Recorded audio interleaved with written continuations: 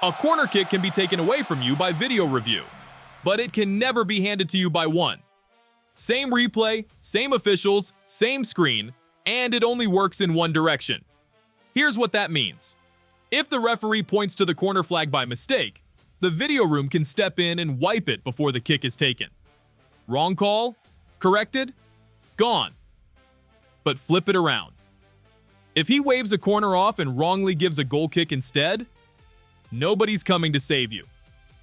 The technology can erase a corner. It can never create one. And almost nobody watching this World Cup knows that line exists. Which is the strange part about the tournament we're all glued to right now. The biggest one ever built with 48 teams. And it's the very first World Cup running a brand new rulebook, one they rewrote just weeks before kickoff. Keepers, restarts, the cards, even what that replay room is allowed to touch. So every match, half the room is arguing about rules that don't even exist anymore. And football was already the game nobody fully agreed on. The friend who never misses a match. The guy refereeing from his couch. Half the voices on the broadcast. Total confidence. Usually wrong. So let's go through the rules even real fans get wrong at this World Cup, nice and slow. By the end, you'll be the calm one, quietly setting everyone straight. So let's start with the rule that started the fight in the first place. Offside. Everyone points at it. Nobody can explain it. And the confusion always comes from the same spot. People think standing in an offside position is the crime. It isn't. You can stand there all afternoon, 90 full minutes, hanging off the last defender, and never break a thing. The rule only wakes up the moment the ball gets played and you actually do something with it.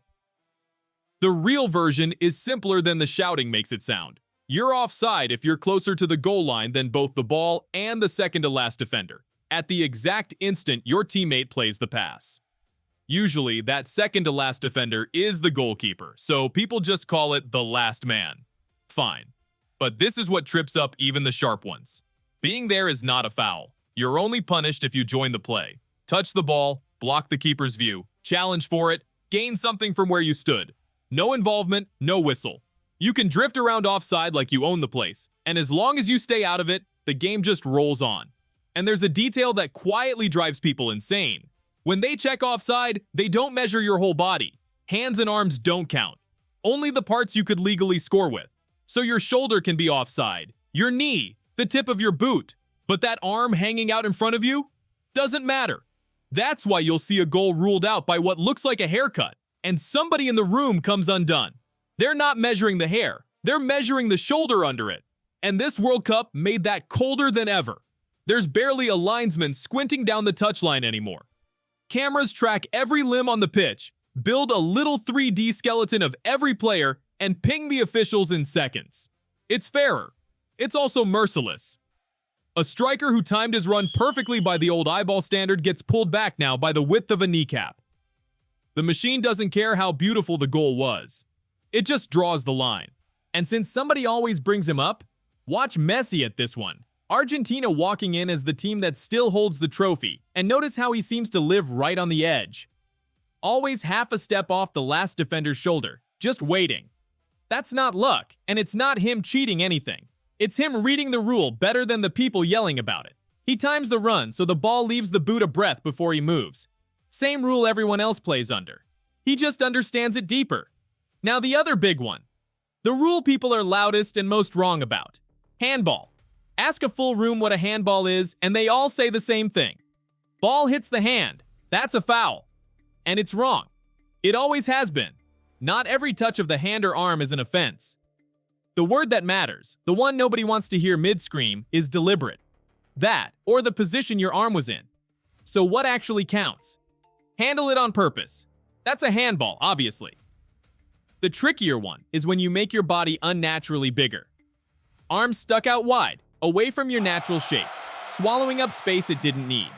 You chose that risk. Ball hits it there, that's on you. But an arm tucked in tight, doing nothing strange, and the ball smacks into it from a yard away? A lot of the time, that's just football. Play on. And here's the part that ends arguments cold. The ball can bounce off your own chest, your own thigh, up onto your own arm. And that is not a handball. It can fly off a teammate's boot and hit your hand from point-blank range. Still not a handball. There's one exception, and it's a fair one. If that lucky touch leads straight to a goal, yours or your team's, they wipe it off. Accidental in the build-up, fine. Accidental into the net, no chance. Put those two together, and you can finally see what football is actually measuring. Not contact, intent and position. Did you mean it? Where was your body? Where was your arm? That's the silent game the referee runs in his head, in real time, while a whole stadium screams the wrong rule back at him. And that's only the stuff they've had decades to argue about. For this World Cup, they went and rewrote the rest. While everyone was busy fighting about offside and handball, the rulebook quietly changed underneath them, and most fans walked into this World Cup never noticing. The game on the screen isn't the game they memorized. Start with the keeper, because this is the one from the very top of the video. For years it was 6 seconds. A goalkeeper could sit on the ball for 6 before anyone cared. You've heard people count it out loud. That's 6, ref, come on! 2 problems. Almost no referee on earth ever actually called it. So it became a ghost rule, written down and ignored, and it doesn't even exist anymore. Now it's 8 seconds, and the referee raises a hand and counts the last 5 down on his fingers, right out in the open. Still hugging the ball when that hand drops? Not a free kick, a corner. That's the rule from the very start of this whole thing, and now you know why it's there. And that sets the tone for all of it. They went hunting for time wasting and started making it sting. Stall on a throw-in or a goal kick, you get the same visual 5-second count, and drag it out on a goal kick. Again, the other team gets a corner. Take your sweet time getting subbed off, strolling to the far flag like you've got all night. 10 seconds to leave at the nearest point, or your replacement waits a full minute to step on. And your team plays a man short until he does. The lazy stuff that used to kill a game's rhythm now costs you something real. Then there's the swarm. A call goes against a team, and suddenly 8 players are in the referee's face, jabbing fingers, surrounding the guy. New rule, only the captain gets to have that conversation.